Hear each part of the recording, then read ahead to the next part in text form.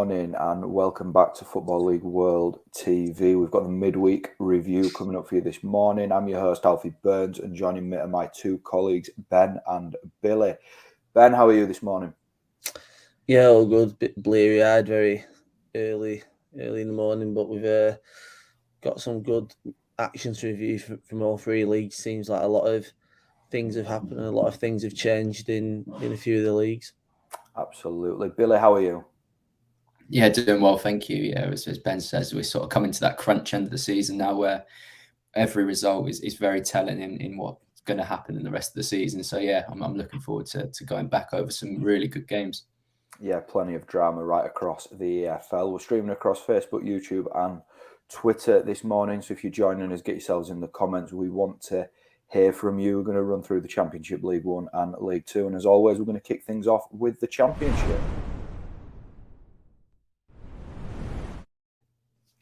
First game we're going to look at was Tuesday night's win for Middlesbrough over West Bromwich Albion. Paddy McNair and Marcus Tavernier with the goals in a turnaround win for Chris Wilder's side. This was a big result for them, bouncing back from their weekend defeat to Bristol City, wasn't it, Ben?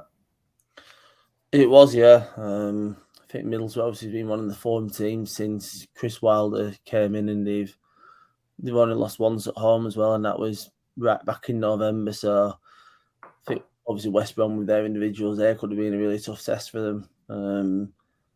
And obviously they were 1-0 down, but the way that Borough can, attacking numbers and turn games on the head's really impressive. They seem to do it on a weekly basis. And it probably is the Wilder effect, the way he coaches teams to, get forward with his overlapping centre-backs. They kind of overwhelm the opposition in their own box. And I think it does help as well, having the depth that they do in the attack. They start with Balogun and Connolly, but the ability to bring someone like Watmore on to get an assist for Tavernier is a very good option to have. I think that he's probably staked his claim for a start, and I think the rotation that those four are going to have is going to be important to keep everyone fresh.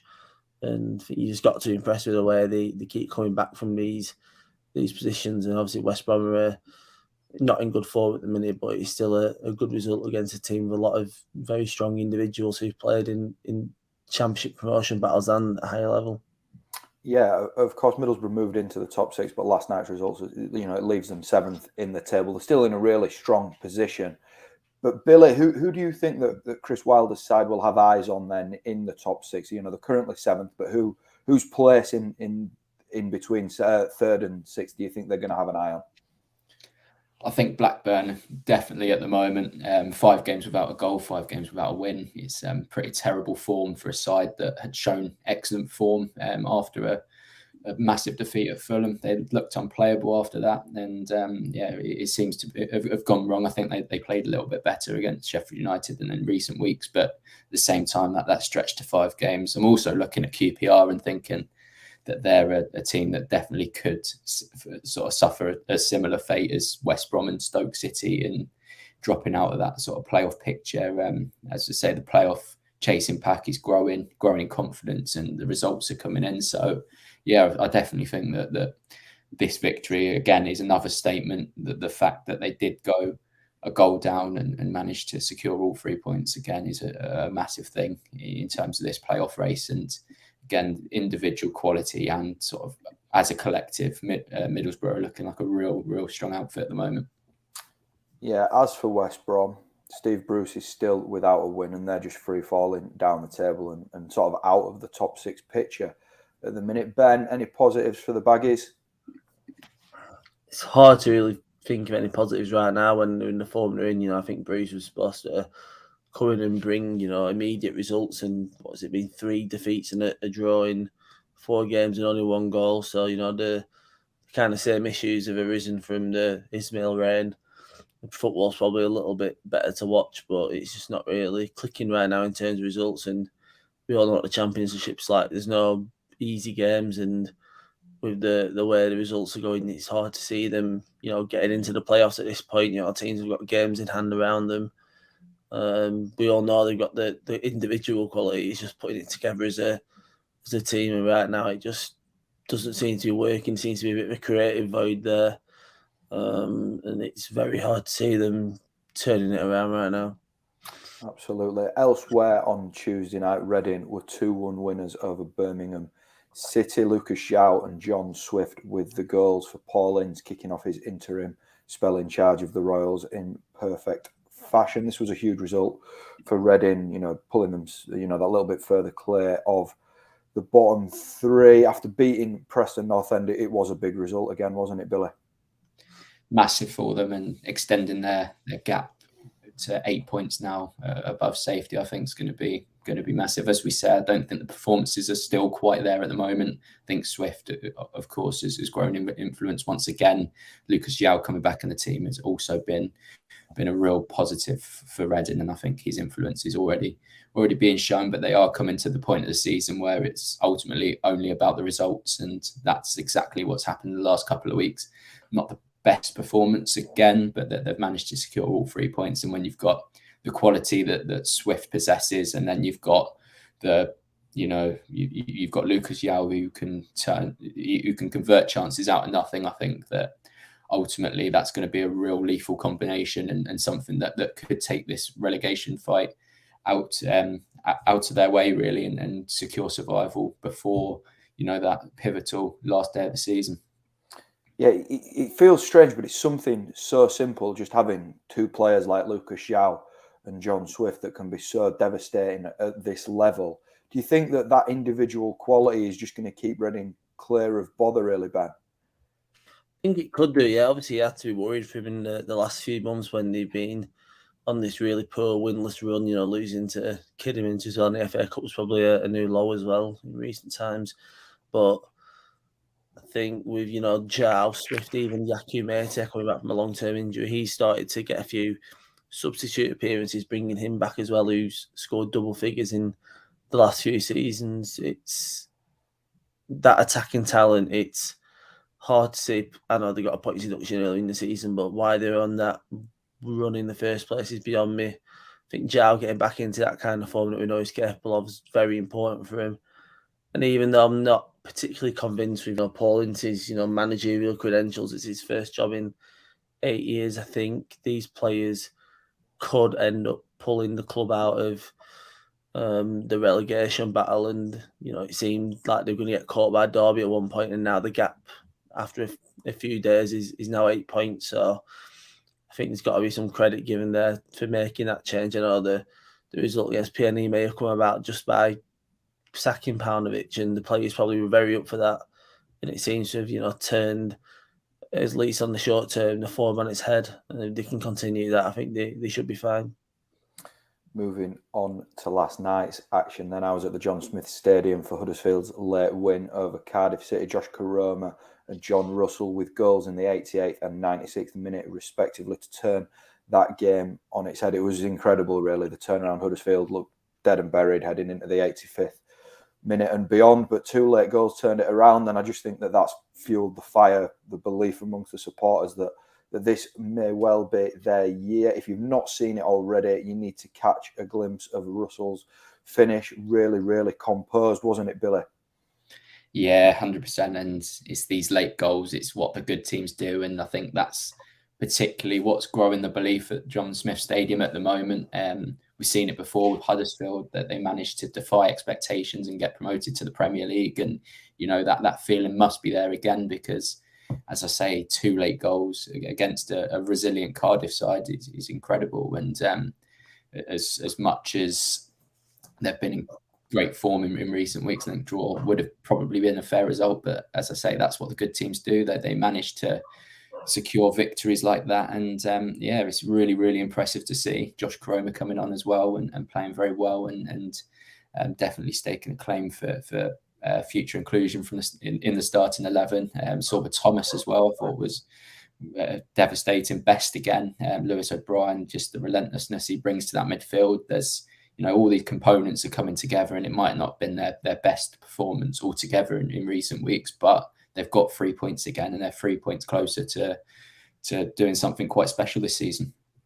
Yeah, it's worth noting that Cardiff were actually quite good, and Steve Morrison came into the post-match press conference and just sort of said, that's football for you, He didn't really know what to say about the result. One man that stood out for Cardiff was Tommy Doyle. He opened the scoring just after the hour, and he had a really, really good game in and out of possession. He was absolutely brilliant. Quick word on him, Ben. He looks a really good signing, and he's been proving that for a couple of weeks now, hasn't he?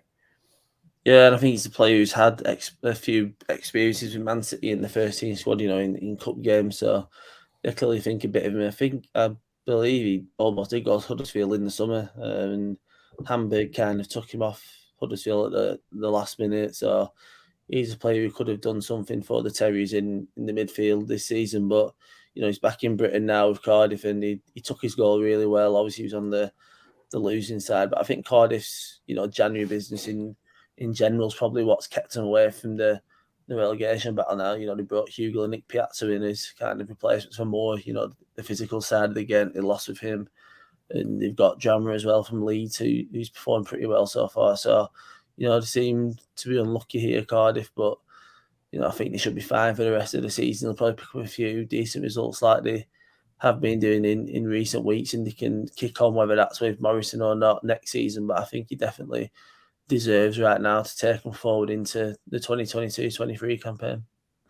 Huddersfield was not the only place with late drama in the Championship last night. Sheffield United with an action-packed win over Blackburn Rovers. Charlie Good sent off for Sheffield United. Rida Kedra missing a penalty for Blackburn, saved by Wes Foderingham, it must be said. And then Ben Davis, former Preston North End player, with the winner for the Blades late on. Ben, did you enjoy that result at Bramall Lane? Well, I'd be lying if I didn't have it on TV, aside from the Champions League games and keeping a close eye on it. Did like a little cheer when Davis put that in. I think he deserves that goal. He's had a bit of time out of the team, Sheffield United, and seeing a new defender and good come in, and Jack Robinson's been playing ahead of him as well. So to come off the bench and, against all odds with 10 men after the penalty save and to pour that in, I think you could see the relief in his celebration that, something finally gone right for him.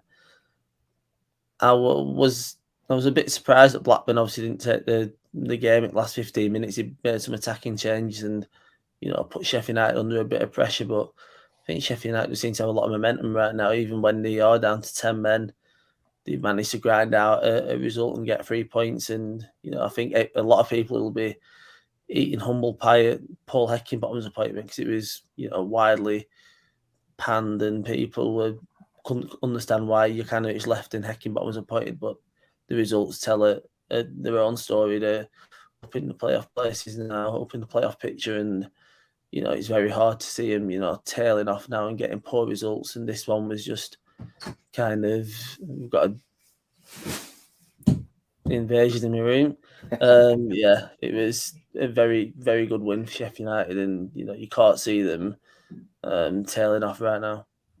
No, absolutely. I mean, they've lost some big players as well, Sheffield United. Jaden Bogle out for the season, David McGoldrick out for the season, Ryan Brewster out for the season. But even beyond that, they look unstoppable, and they're just relentless with their wins at the moment, and look almost unstoppable, really. But it's a different story for Blackburn, as you've touched on earlier in the show, Billy. They just seem to be, falling down the table and just can't buy a result even when things are in their favour, can they?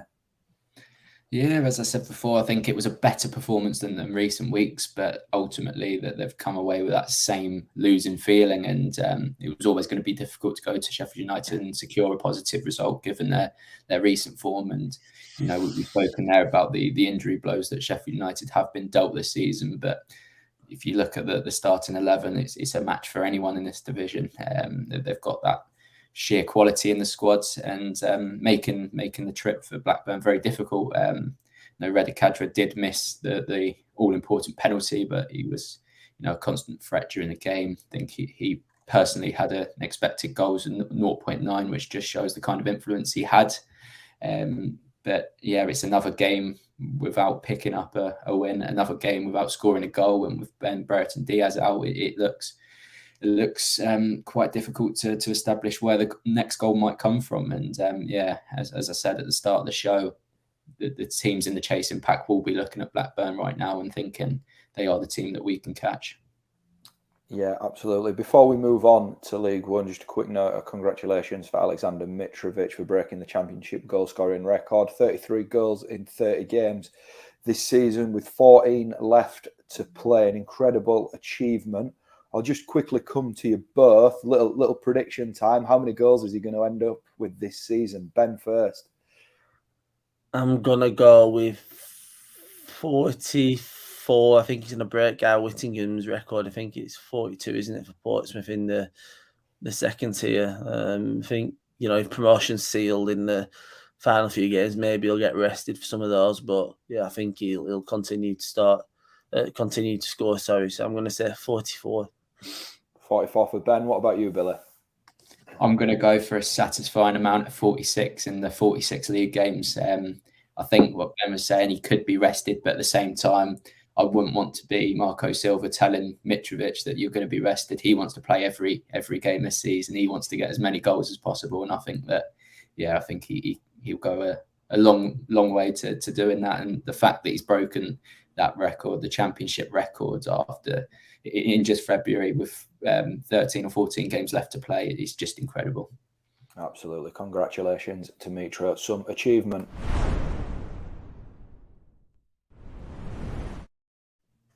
Moving down into League One, then we're going to start with Doncaster Rovers' 2-0 win over Accrington Stanley. Doncaster were the only team in the bottom half of the League One table to pick up a win during the week. It was another huge result, wasn't it, Billy?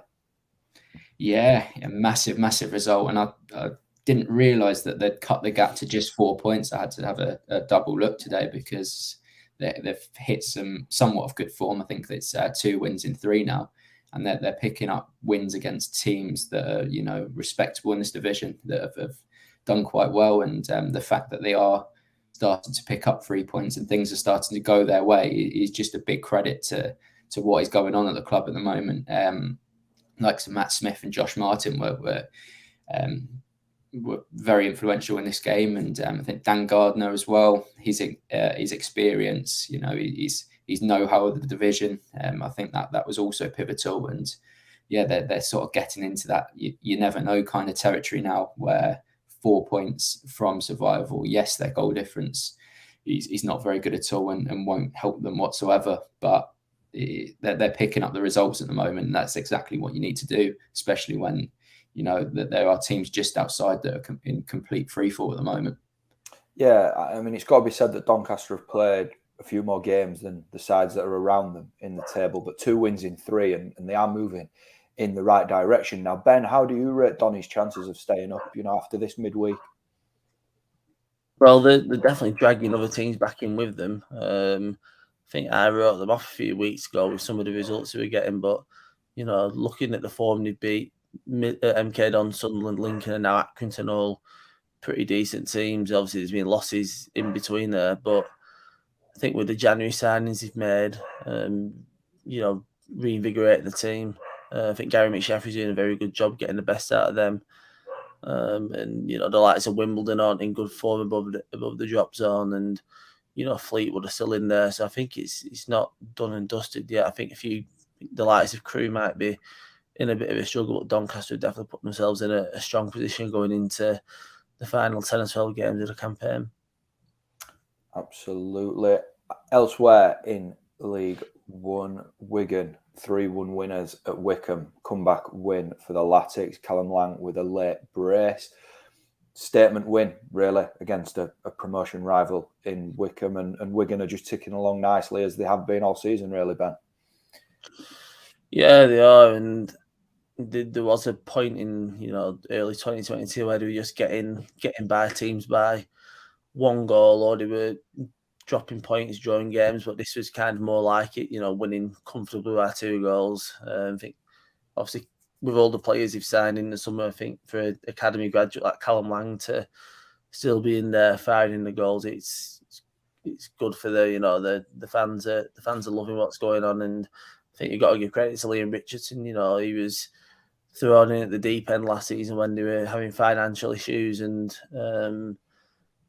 saving from relegation. They got the new owners in, and obviously the new owners have backed Richardson, and he's got a squad capable of being in a promotion battle in League One. And with the few games in hand they've got and the points on the board, it's very hard to see anyone pegging them and Rotherham back. So I think everything's going quite well for Wigan now. This was a very solid result, even though, Wycombe have been in, inconsistent form lately. Wigan's performances right now, back-to-back wins, it's very good for them and their chance of being promoted. Yeah, as you mentioned there, Wycombe being a little bit patchy. They can't seem to buy a win at the minute. They're still 7th in the table, Billy, but you're a little bit concerned about their form and where their season might be heading? Yeah, a little bit concerned. I think you have to be.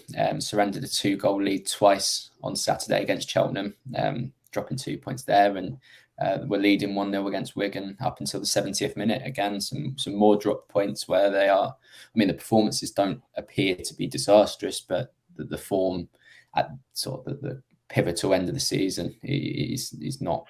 It doesn't read very well for Ainsworth's side at the moment. What I would say about Wycombe is that they have proven in the last couple of seasons that they have the mentality at the end of the season to do well and to deal with their setbacks quite well. I think during the 2019-20 campaign, they did very well to get themselves into contention.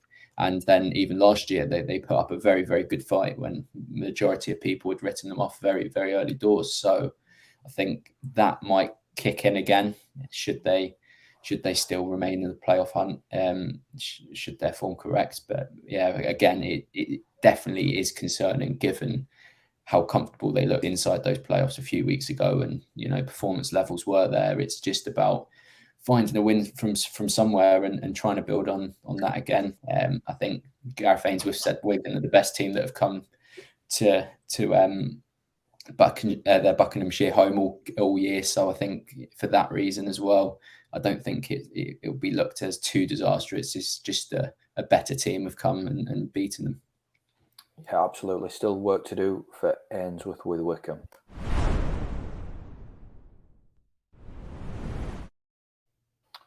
League Two, then, Leyton Orient lost 2-0 to Bristol Rovers. Anthony Evans and Aaron Collins with the girls. Kenny Jackett lost his job at Orient on the back of that loss. His side's in free fall, really.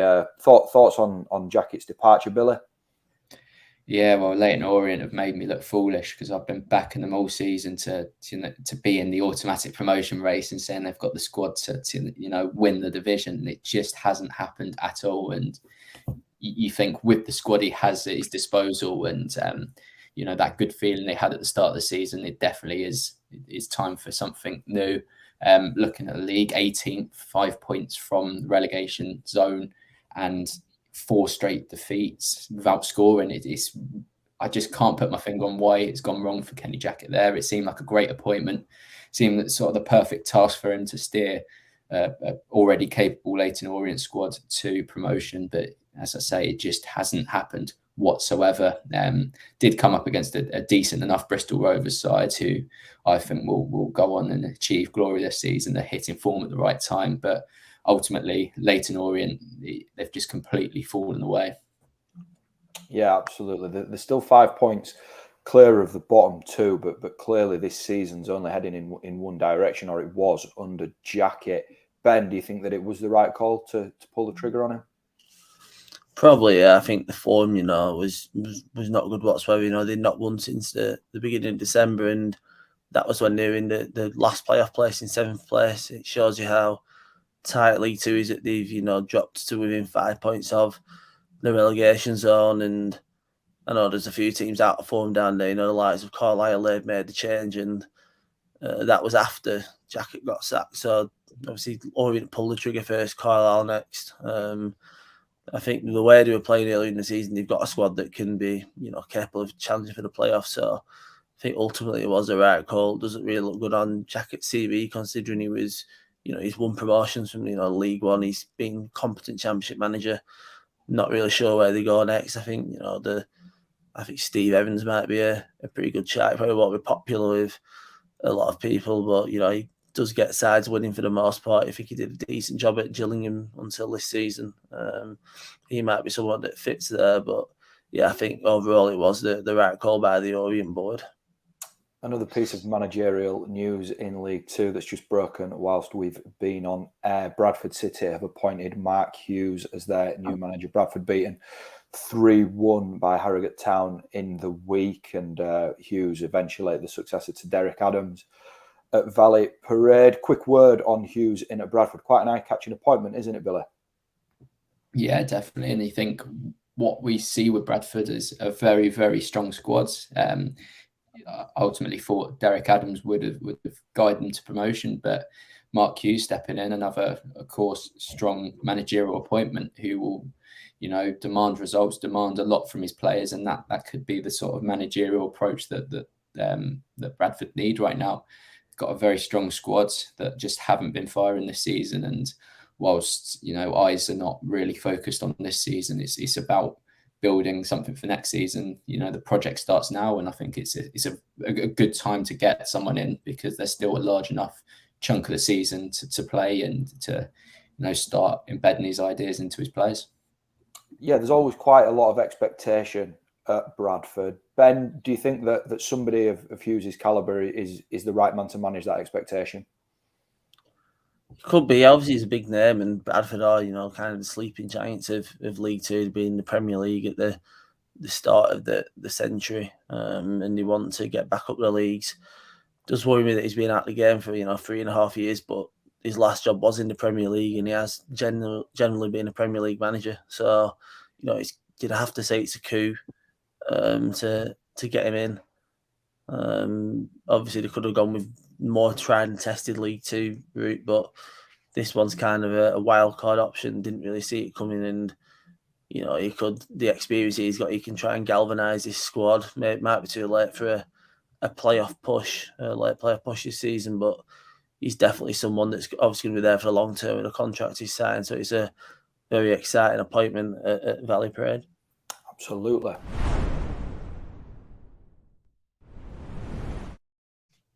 All right, that concludes this morning's midweek review. Thanks to Ben and Billy for joining me and anybody that's joined us, on Facebook, YouTube, or Twitter. Coming up later today, we've got the debate show where we're going to be looking at the League Two relegation battle, where I'm sure Leighton and Orient, as we've discussed, are going to get a little bit of a mention. So make sure you tune in for that. And until next time, take care.